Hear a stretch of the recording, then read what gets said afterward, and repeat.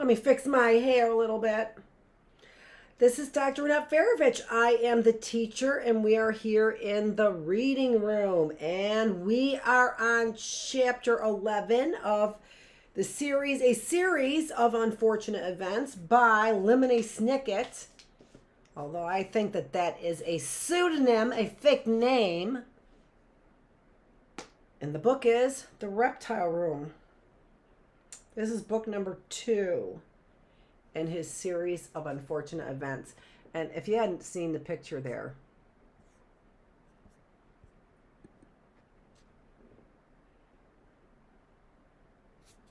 there's the picture of the cover, right?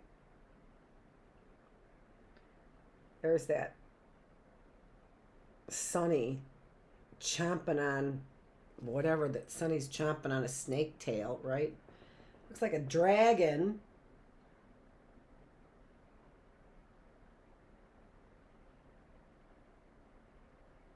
This looks like Mr. Poe right there. I was thinking, who could that be? It can't be Count Olaf, right? Or Stefano. Isn't that funny? A little bit funny, Stefano.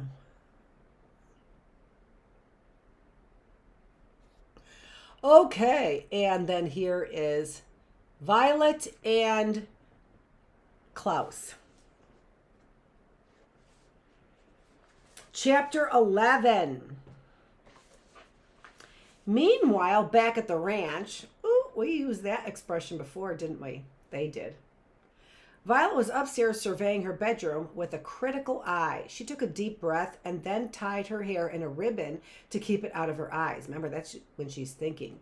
As you and I and everyone who is familiar with Violet know, when she ties her hair back like that, it is because she needs to think up an invention. And right now she needed to think of one quickly. Violet had realized when her brother had talked about Stefano ordering them to carry his suitcase into the house that the evidence she had been looking for was undoubtedly in that very suitcase.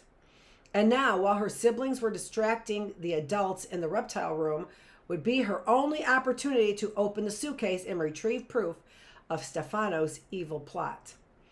But her aching shoulder was a reminder that she couldn't simply open the suitcase. It was locked with a lock as shiny as Stefano's scheming eyes. I confess that if I were in Violet's place with only a few minutes to open a locked suitcase instead of on the deck of my friend Bella's yacht writing this down, I probably would have given up hope. I would have sunk to the floor of the bedroom and pounded my fists against the carpet, wondering why in the world life was so unfair and filled with inconveniences. Luckily for the Baudelaires, however, Violet was made of sterner stuff, and she took a good look around her bedroom for anything that might help her.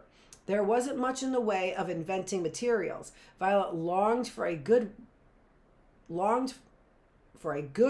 in which to invent things, filled with wires and gears and all of the necessary equipment to invent really top-notch devices.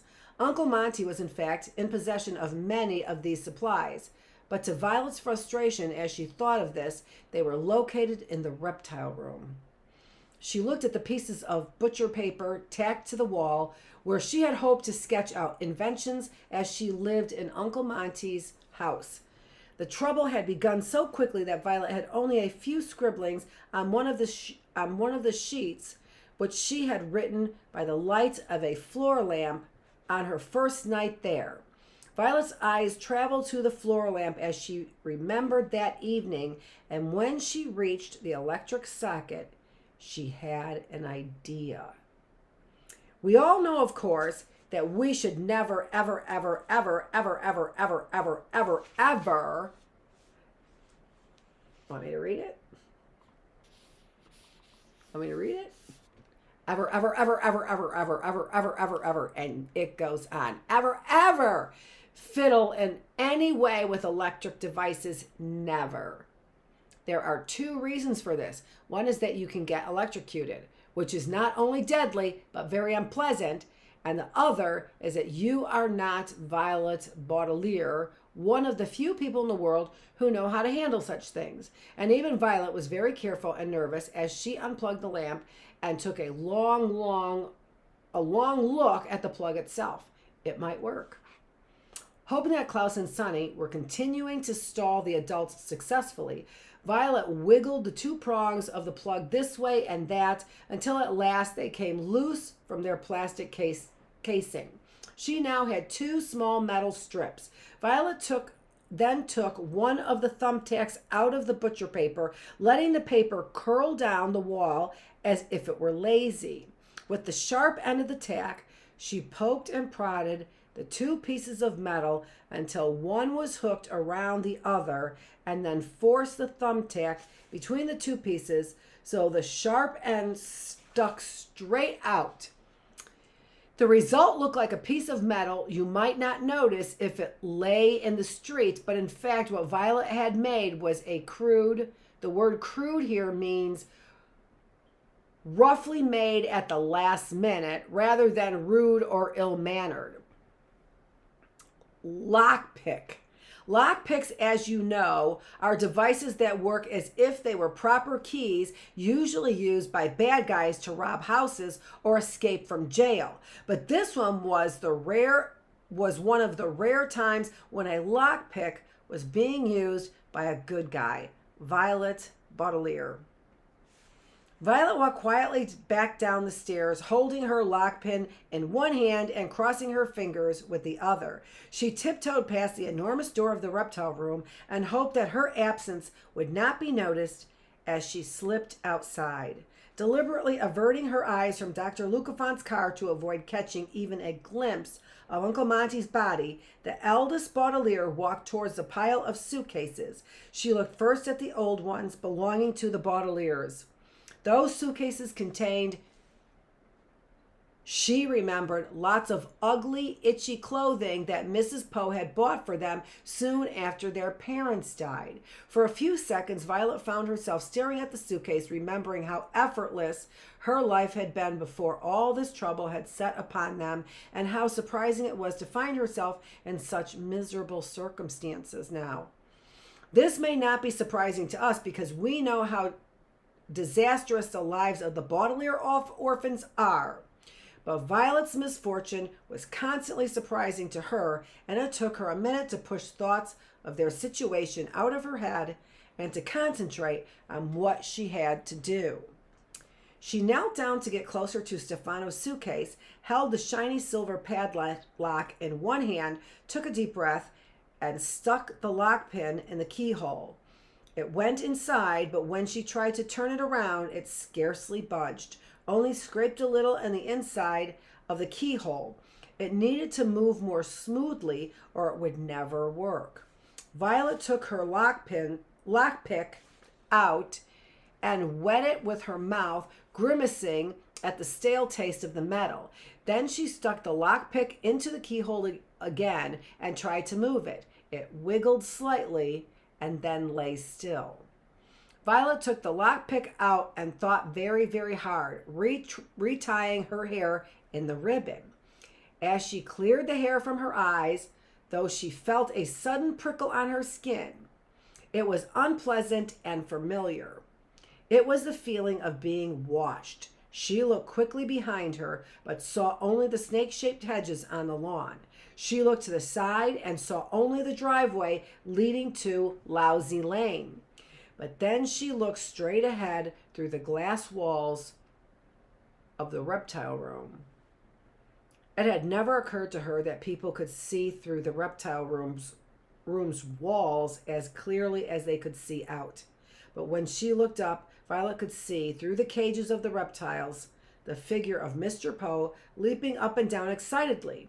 You and I know, of course, that Mr. Poe was panicking over Sonny and the incredible deadly viper, but all Violet knew was that whatever ruse her siblings had devised was still working.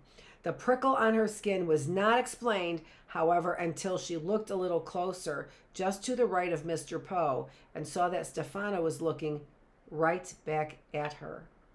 Her mouth fell open in surprise and panic. She knew that any second now Stefano would invent an excuse to leave the reptile room and come find her, and she hadn't even opened the suitcase. Quickly, quickly, quickly. She had to find some way to make her lockpick work.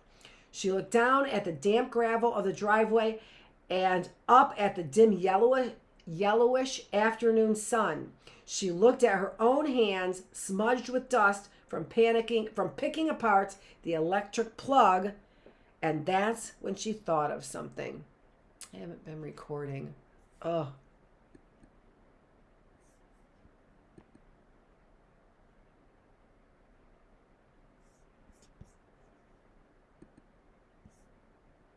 I just haven't been recording, but it looks like it's working. Hope I didn't say that. Now all of a sudden it's going to stop. Jumping to her feet, Violet sprinted back into the house as if Stefano were already after her and pushed her way through the door into the kitchen. Shoving a chair to the floor in her haste, she grabbed a bar of soap from the dripping sink. She rubbed the slippery substance carefully over her lockpick until the entire invention had a thick, slick coating. Her heart pounding in her chest, she ran back outside, taking a hurried look through the walls of the reptile room. Stefano was saying something to Mr. Poe. He was bragging about his expertise of snakes, but Violet had no way of knowing that, and Violet took this moment to kneel down and stick the lockpick back into the keyhole of the padlock. It spun quickly all the way around and then snapped in two, right in her hands. There was a faint sputter of sound as one half fell to the grass, the other one sticking in the keyhole like a jagged tooth. Her lockpick was destroyed. Violet closed her eyes for a moment in despair and then pulled herself to her feet, using the suitcase to gain her balance. When she put her hand on the suitcase, however, the padlock swung open and the case tipped open and spilled everything all over the ground. Violet fell back down in surprise. Somehow, as the lockpick turned, it must have unstuck the lock. Sometimes, even in the most unfortunate lives, there will occur a moment or two of good fortune. It is very difficult, experts have told us, to find a needle in a haystack, which is why needle in a haystack has become a rather hackneyed phrase meaning something that is difficult to find. The reason it is difficult to find a needle in a haystack, of course, is that out of all the things in a haystack, the needle is only one of them. If, however, you were looking for anything in a haystack, that wouldn't be difficult at all, because once you started sifting through the hay, you would most certainly find something. Hay, of course, and maybe even a man who had escaped from prison and was hiding there. Stefano's suitcase. It was hiding there. When Violet searched through the contents of Stefano's suitcase, it was more like looking for anything in a haystack because she didn't know exactly what she wanted to find. Therefore, it was actually fairly easy to find useful items of evidence. A glass vial with a sealed rubber cap, as one might find in a scientific laboratory. A syringe with a sharp needle, like the one your doctor uses to give you shots. A bunch of folded papers. A card laminated in plastic, a powder puff, and a small hand mirror. Even though she knew she had only a few more moments, Violet separated these items from the smelly clothes and the bottle of wine that were also in the suitcase and looked at all her evidence with looked at all her evidence very carefully, concentrating on each item as if they were small parts out of which she was going to make a machine. And in a way, they were. Violet Baudelaire needed to arrange these pieces of evidence to defeat Stefano's evil plan and bring justice and peace into the lives of the Baudelaire orphans for the first time since their parents perished in the terrible fire. Violet gazed at each piece of evidence, thinking very hard, and before too long her face lit up the way it always did when all the pieces of something were fit together properly and the machine worked just the way it should. Okay, that is chapter 11. Tomorrow we will be back here at 3:15 for chapter 12. Thank you for joining me. Watch my other episodes. Make sure that you subscribe. This is Dr. Annette Feravich in the classroom, and I am the teacher. Thanks for joining me.